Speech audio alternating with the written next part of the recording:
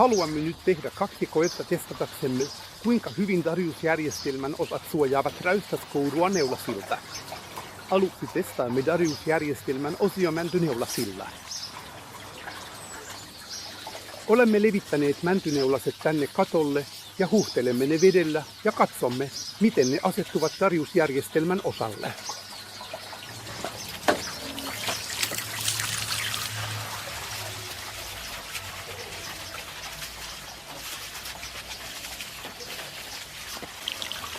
On todettu, että neulaset makaavat pääasiassa tasaisesti.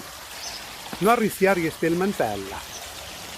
Sadevesi virtaa silti neulasten alta ja imeytyy räystäskouruun, joten voidaan todella ja tietenkin sanoa, että liuskekivineulaset pysyvät erittäin hyvin poissa tämän Daher-järjestelmän osien ansiosta, eikä sadeveden virtaus räystäskouruun esty.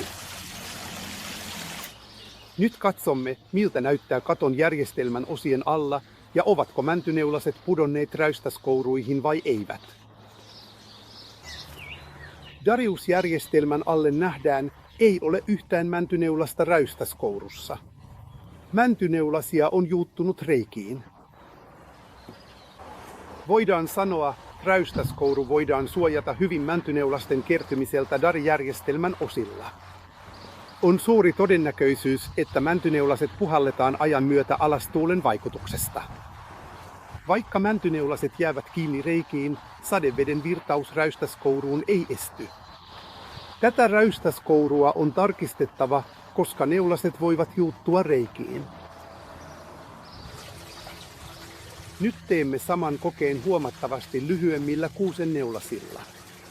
Tässäkin simuloimme voimakasta kuusenneulasien kertymistä ja huuhtelemme ne nyt kattosysteemin osaan.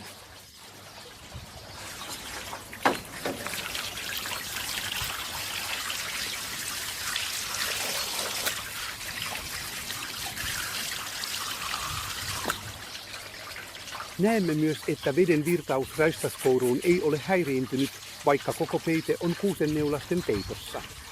Miltä näyttää Darius-järjestelmän osien alla? Katsotaanpa nyt sinne. Näkyy, kuusenneulaset ovat pudonneet reikien läpi räystäskouruun, mutta vain vähän. Suurin osa kuusenneulasista makaa Darius-järjestelmän päällä. Yhteenvetona tulos kuusenneulaset ei ole yhtä hyvä kuin mäntyneulaset. Tässä nähdään, että suuri osa kuusenneulasista makaa Darius-järjestelmän päällä ja on mahdollista, että tuuli puhaltaa nämä neulaset pois. Reikien läpi kattoon putoavat kuusenneulaset voivat sadeveden mukana hieman huuhtoutua viemäriin. Kokeiden tuloksena todetaan, kattosysteemin osat eivät tarjoa 100% suojaa neulasilta, mutta ne ovat selvä parannus verrattuna siihen, ettei katossa ole mitään ja neulaset putoavat suoraan räystäskouruun. Silloin räystäskouru tukkeutuu hyvin nopeasti.